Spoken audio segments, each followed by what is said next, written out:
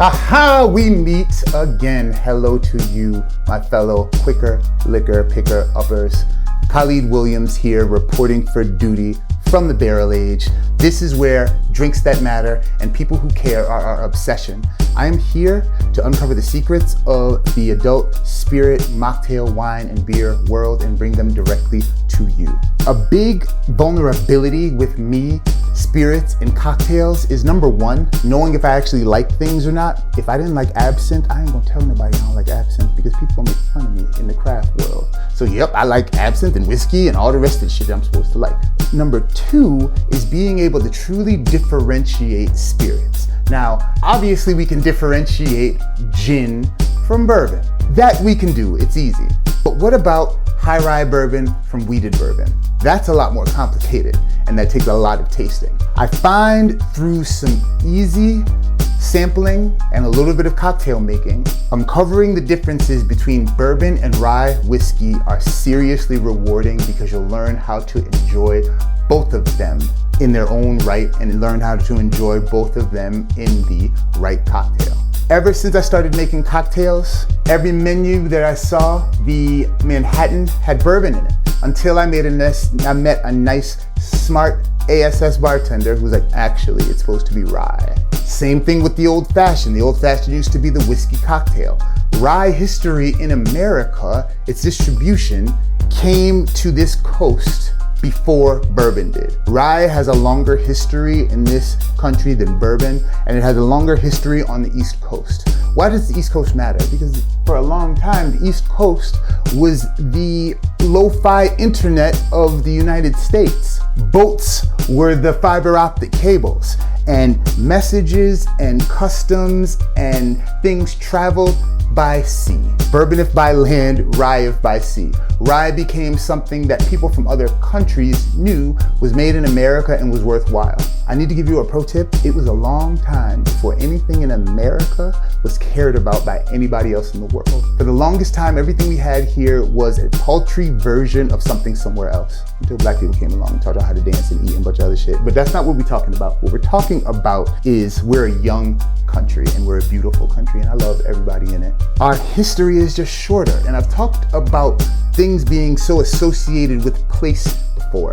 Bourbon is a place, Bourbon County, Kentucky, but the whiskey is so synonymous with the place that we know it by bourbon now, much like Burgundy in France. I don't think rye is a place. Rye isn't a place. Rye is it is a place, and there's a great hot dog place there in New York. Shout out to Walters in New York. They just came to Connecticut. You need some Walters in your life. Rye is not a place, it's a grain. And I find bourbon is much more popular than rye.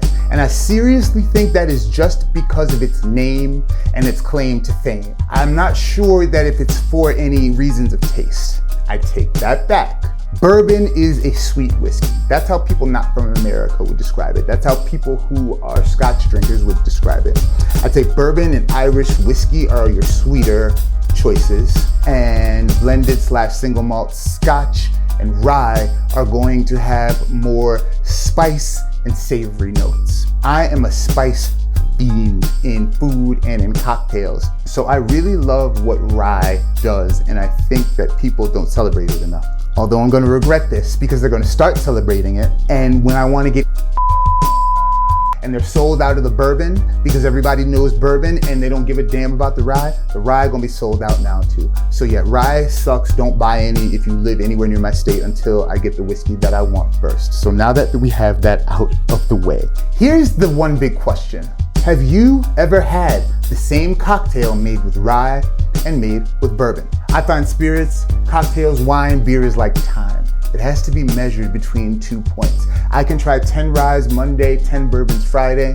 It's not gonna connect. At the same time, I need to try these things against each other and they need to go head to head. I may find I like one better than the other, but what I think you're going to find is choice A is good for X and Y, choice B is good for whatever letters come after Z and after Z.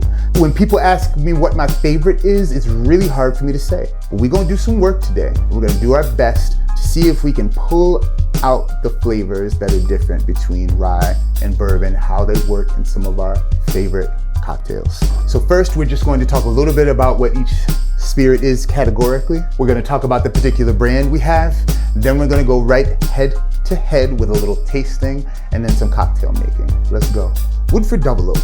Now I wanted to do the regular Woodford Reserve, 45.2, 90.4 proof. I wanted to do the regular.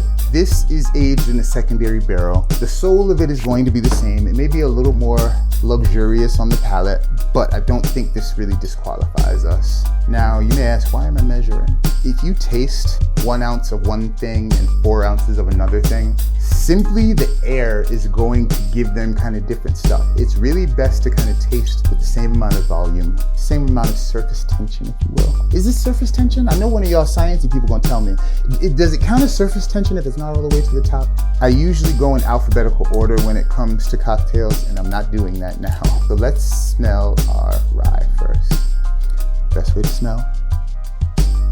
At the chin, okay, a little bit of banana. Then at the lips, the sweetness from the corn is definitely coming through. I got banana bread, a little bit of smoke, and then get the schnoz in there. Left nostril, mouth closed, mouth open, right nostril. And then take a moment. You taste with this bad boy right here. So take a moment on the smell. And when you go to those 3 levels, it makes it possible. If I think I smell it here and it's still present here, hi babe, bouquet, oh hell yeah. You know what, you've always been that kind of girl. Yo, get you a lady who interrupts your video to say hi, give you a kiss, and give you flowers. I'm living good, but anyway, I digress. So, bourbon smelling time. Chinny chin chin, like cherry pie, apple pie, McDonald's pies, and that's a good thing. Oh goodness, more of the same. Then we got the beautiful kind of corn sweetness, a little bit of orange, stewed red fruit, lots of cherry, caramel for days, a little bit of butter skizzy. Like this is bourbon. There's an extra barreling, so there's a little extra note. I don't really think that is going to make us, break us, bring us, or take us. Now for the taste.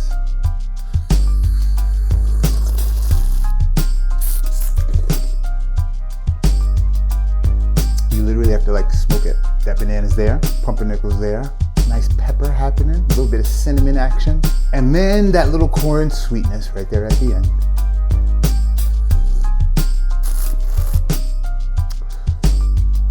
More of that red fruit. The malted barley notes are coming through a little more in here. A little sweeter, a little less complex, but a little more of a wallop of delicious. A little less of a palate coating delicious, and a little more to explore. Delicious is not a rating.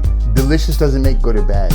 Bright red cherries are delicious when I taste them, but they're not a quality product, and I'm gonna eat them forever. These are both amazing quality products. More complex, more delicious. What we're gonna do now is make an old fashioned with each. Then I'm gonna blind taste these, and I'm gonna blind taste the old fashioned.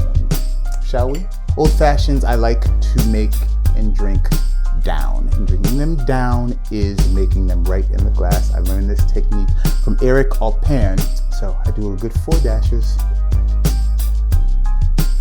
Regular old simple syrup. ½ ounce. We got the rye.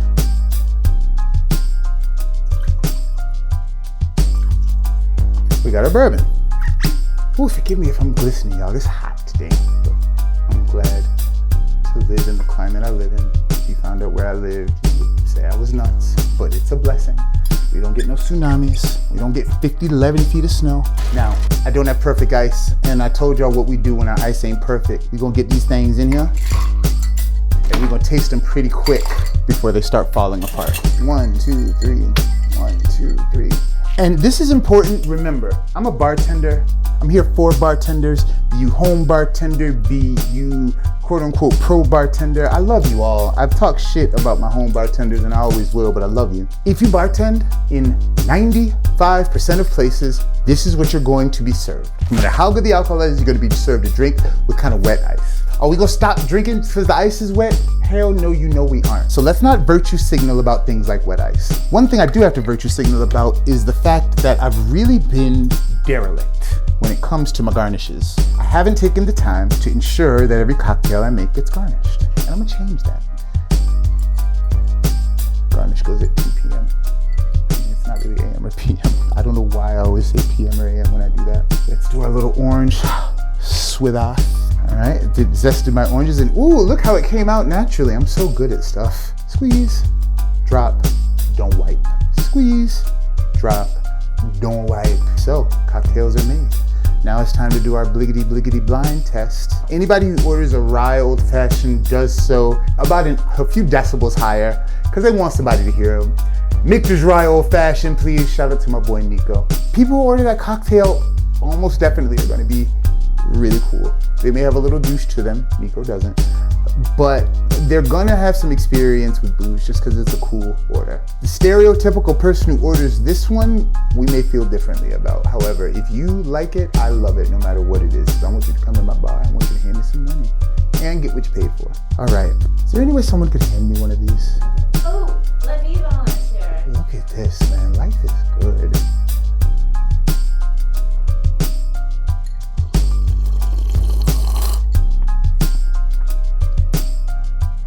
Okay. That's one. Thank you.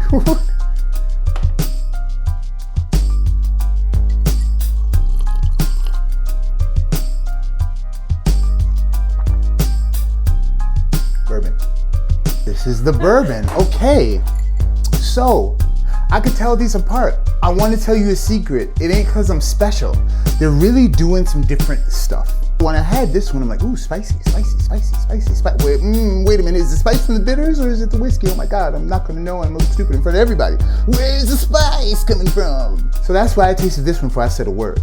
No spice on the end. You get like a big piece of candy that a cool old person would give you. Like the expensive candy when you go on vacation, that's what you get at the end of that bad boy. If I had to choose the applications for both of these, I would get this before a meal, this for after a meal.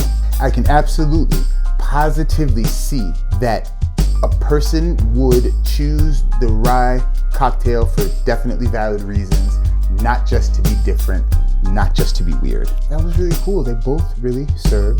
There are many times where I taste something a million times, I have it by itself, and it's great. Then I try it with something else, and it's stupid. I genuinely feel like these both have the same, they're distilled to the same level. The mash bills kind of play off of each other because they're made from the same house. So we're tasting two things that are just two different categories, and everything else about them. The grain that they start with, the barrels that they use, all the same. The rye had spice for days at the end, cinnamon, nutmeg, you name it. The bourbon had stewed sweetness at the end. Beautiful, not cloying, really nice. Before dinner to pique my appetite, after dinner to have a dessert, and I now know why bourbon is not served usually with a Boulevardier, but I'm gonna try that next time you see me.